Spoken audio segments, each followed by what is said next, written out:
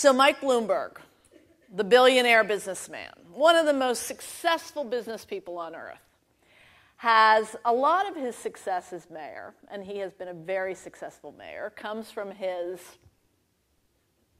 knowing a lot of very wealthy and powerful people who have helped rebuild this New York economy.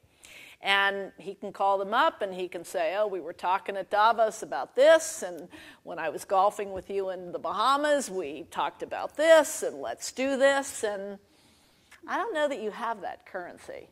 Apparently, I just had dinner with a whole bunch of powerful women at the Mandarin Oriental, and when I call you and I say we had dinner, you're going to remember it. That is good.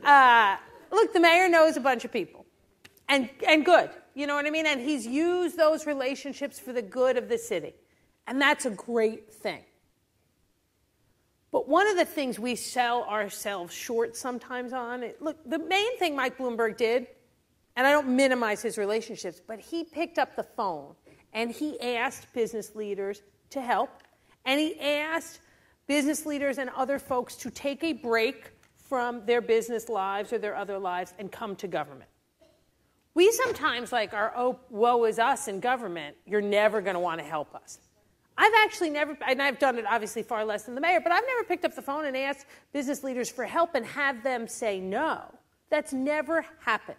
Whether it was asking business leaders to help with efforts after Hurricane Sandy, or asking business leaders to sign on to a letter for marriage equality, or asking for help with public-private partnerships, people typically do not say no when they know it's for the good of their city, because the degree to which our city does well, the degree to which the businesses that are housed here or the employees that live here do better. People want to serve. They just don't always know how they can serve, and that's the job of the mayor, is to make that really easy.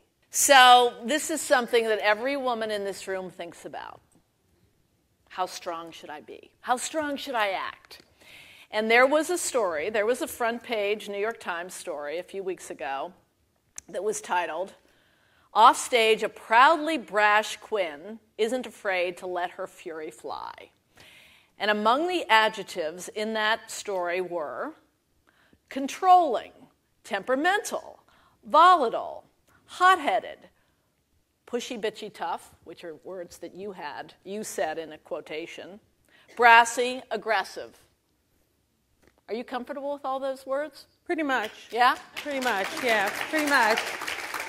Look, I'm tough, and you know what? New Yorkers deserve that. New Yorkers get up every day.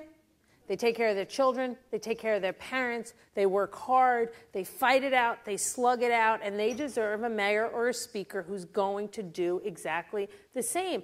If you come into my office and you just tell me we can't get it done, I'm just not going to accept that when the getting it done is about New Yorkers, period. And, you said a lot of us as women think about this or that. At some point, I had the blessing of deciding not to think about it anymore. You know what I mean? I'm tough, I'm pushy, I'm really loud. Okay. If I used to spend a lot of time thinking about it. We only have so much brain capacity. So if I'm spending part of my brain thinking about how I'm acting, A, I'm not spending all of my brain doing, and B, I'm not actually in that moment. And I'm inauthentic when I'm with you because I'm thinking about how I should be when I'm with you as opposed to just being with you. And if you don't like me, life goes on. You know what I mean? But I hope you do like me because I think in addition to being pushy, I'm nice. But thinking is distracting from doing at times when you're thinking about how you're doing. Just do, and then if you didn't do it well enough, next time you'll do it better.